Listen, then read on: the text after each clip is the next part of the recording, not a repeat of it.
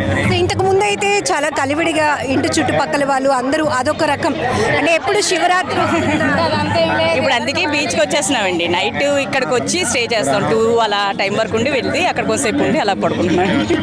నుంచి చేస్తున్నారు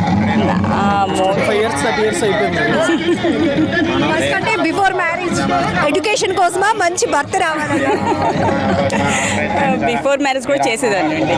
బీచ్కి వచ్చేవాళ్ళం కాదు, అంటే మాది అక్కడ చిన్న ముసిరివాడ, కొంచెం ఇక్కడ రావడం దూరం. కానీ మ్యారేజ్ అయిన తర్వాత మాత్రం వస్తున్నాం రెగ్యులర్గా.